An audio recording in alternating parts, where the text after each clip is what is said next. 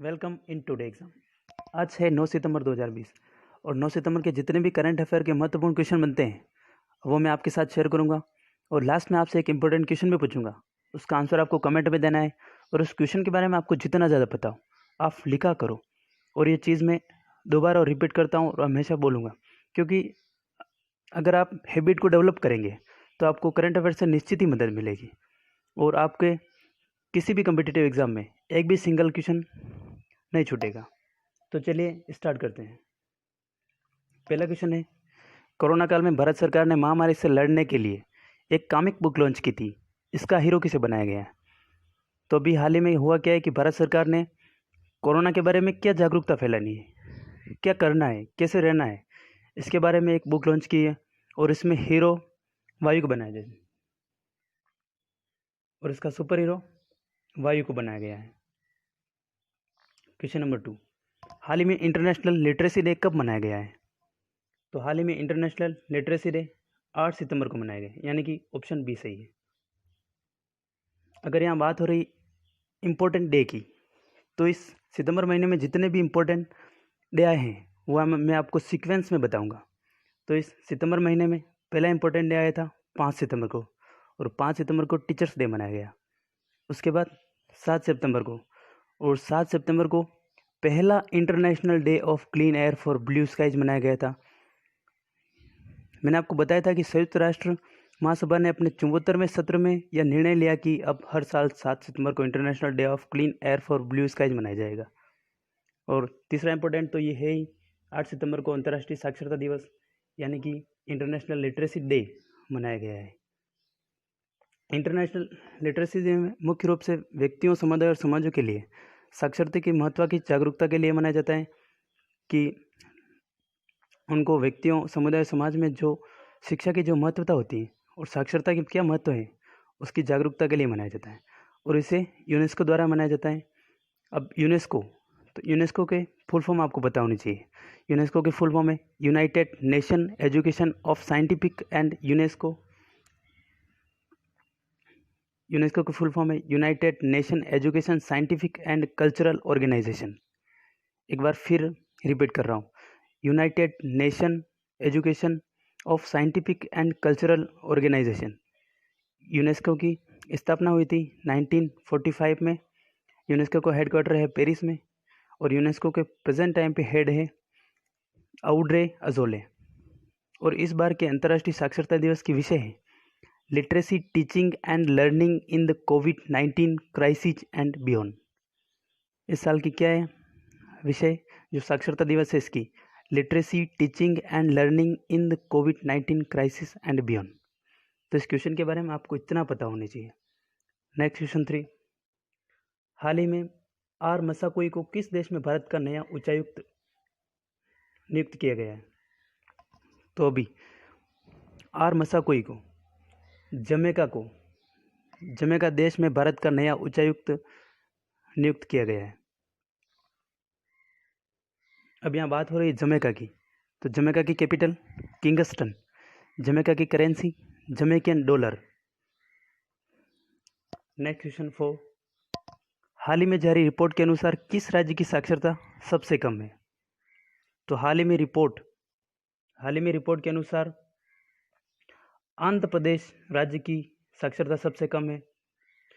अभी जो SCO इसने अपनी रिपोर्ट जारी की है, उस रिपोर्ट के अनुसार आंध्र प्रदेश सबसे कम साक्षरता वाला राज्य है। अब यहाँ पे बात हो रही है आंध्र प्रदेश की, तो आंध्र प्रदेश की 3 कैपिटल है। आंध्र प्रदेश की पहली कैपिटल है अमरावती, लेजिस्लेटिव कैपिटल है विशाखापट्टनम, एग्जीक्यूटिव कैपिटल है, और कुर्नूल जुडिशियल कैपिटल है। आंध्र प्रदेश के चीफ मिनिस्टर जगनमोहन रेड्डी और आंध्र प्रदेश के प्रेजेंट टाइम पे गवर्नर है विश्वभूषण हरचंद्रन। और अभी मैंने कल ही आपको बताया था कि आंध्र प्रदेश में आसरा, संपूर्ण पोषण योजना और विद्या कनूका, ये तीनों योजनाएं अभी आंध्र प्रदेश में शुरू की गई और आंध्र प्रदेश में ही मोबाइल हैंड वॉश सुविधा स्टेशन चलाया गया है और आंध्र प्रदेश में नवर नालू पेंदलात्रिकी कार्यक्रम शुरू हुआ है और आंध्र प्रदेश में ही जगन्नाथ विद्या दिवेना योजना शुरू हुई। और आंध्र प्रदेश में निगाह ऐप और कोविड फार्मा जैसे ऐप भी लॉन्च हुए। और आंध्र प्रदेश भारत का ऐसा पहला राज्य है जो भाषा के आधार पर गठित हुआ है। यानी कि ये इंपॉर्टेंट क्वेश्चन है कि भाषा के आधार पर गठित होने वाला भारत का पहला राज्य आंध्र प्रदेश। और आंध्र प्रदेश के 2 इंपॉर्टेंट नेशनल पार्क हैं। पहला इंपॉर्टेंट नेशनल पार्क है श्री वेंकटेश्वर नेशनल पार्क और दूसरा पापीकोंडा नेशनल पार्क। इस क्वेश्चन के बारे में आपको इतना पता रहना चाहिए। इस वीडियो का हम टारगेट रखते हैं 1000 लाइक का। अगर ये वीडियो आपको अच्छा लगता है, हेल्पफुल लगता है, तो आप इस वीडियो को लाइक करें, शेयर ज़रूर करें और सब्सक्राइब करें ताकि ज़्यादा से ज़्यादा लोगों को पता चले। नेक्स्ट क्वेश्चन है,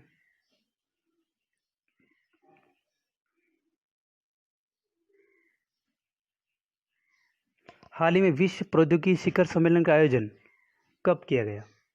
तो हाल ही में विश्व प्रौद्योगिकी शिखर सम्मेलन का आयोजन 8 सितंबर को किया गया। इसका ऑप्शन बी सही है।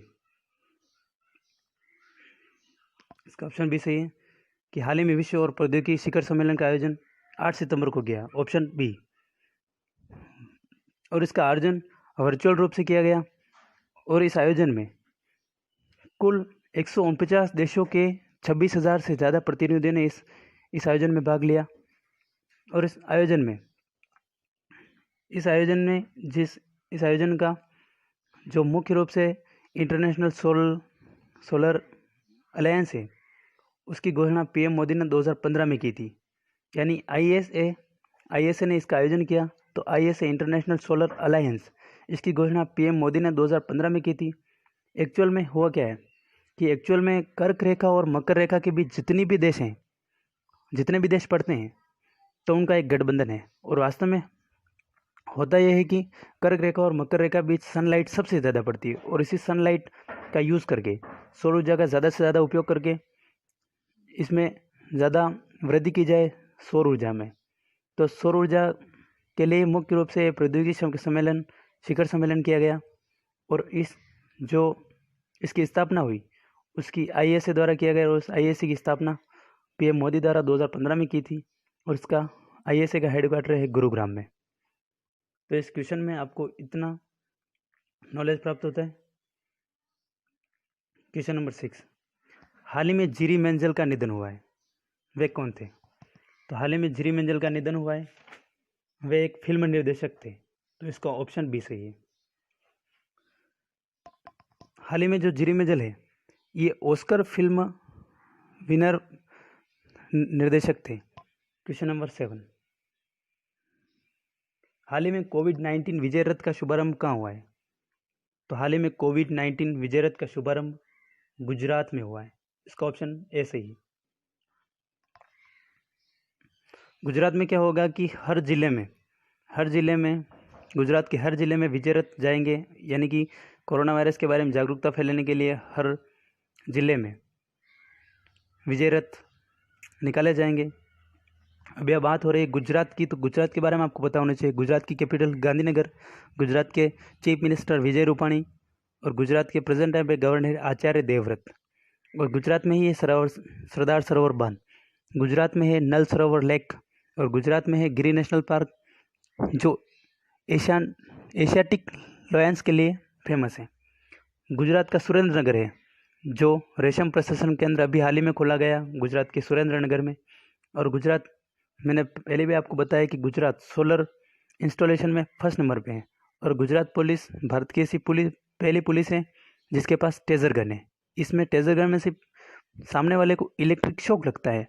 और गुजरात में सुजलाम सुफलाम जल संचय योजना शुरू की गई और गुजरात में उम्बारे आंगनवाड़ी नामक अनूठी पहल भी शुरू की गई।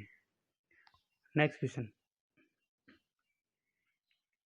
हाल ही में किस राज्य के विरुधुनगर जिला पूरी तरह से डिजिटल अर्थव्यवस्था वाला जिला बना है?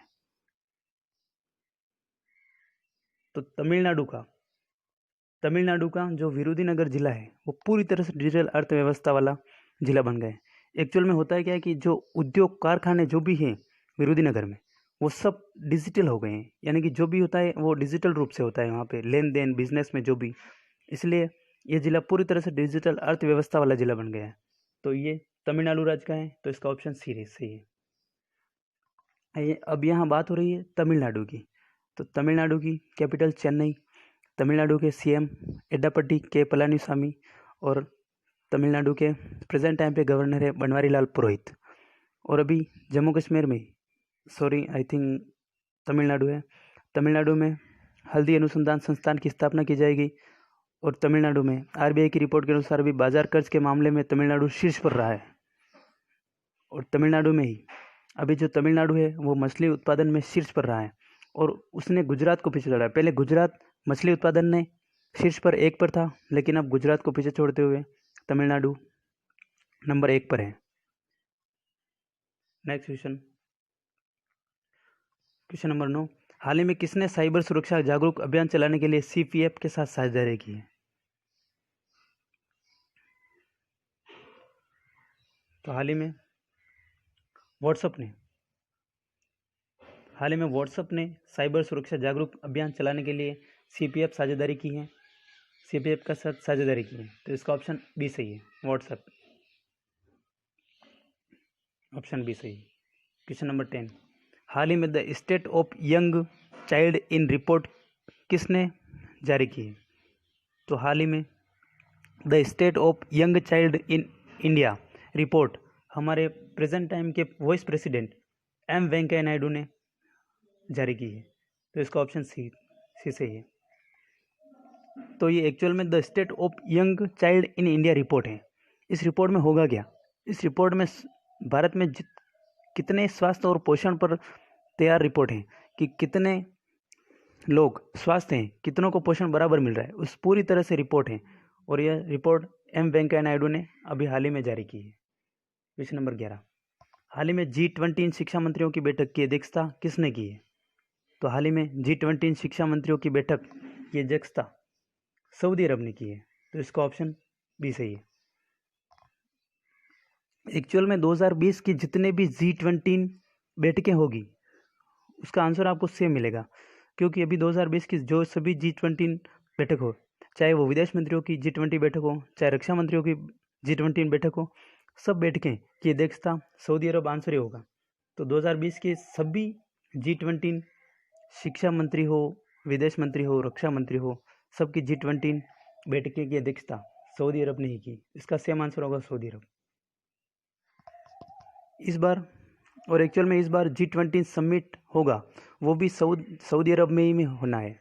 और अब यहाँ बात हो रही सऊदी अरब की, तो सऊदी अरब की कैपिटल रियाद और सऊदी अरब की करेंसी सऊदी रियाल और सऊदी अरब के किंग है Salman bin Abdul Aziz al Saudi. एक बार और रिपीट कर रहा हूँ कि सऊदी अरब में किंग होते हैं, तो सऊदी अरब का जो किंग है उनका नाम है Salman bin Abdul Aziz al Saudi. Next question 12, हाल ही में sanitisation on one call service का शुभारंभ कहाँ हुआ है? तो अभी लखनऊ में sanitisation on one call service का शुभारंभ है। एक्चुअल में भी कोरोना वायरस से अगर इसमें हो गया क्या, अगर इसमें कोरोना वायरस से अगर कोई भी व्यक्ति कोरोना वायरस से पॉजिटिव है और वो उस क्षेत्र में सैनिटाइजर कराना चाहता है, तो सिर्फ एक हेल्पलाइन है, उस पर अगर वो कॉल करेगा तो कॉल करते ही उसके जो क्षेत्र हैं उसमें सैनिटाइज करने के लिए इमरजेंसी सुविधा उपलब्ध हो जाएगी। तो इसमें इतनी जानकारी मिलती है आपको।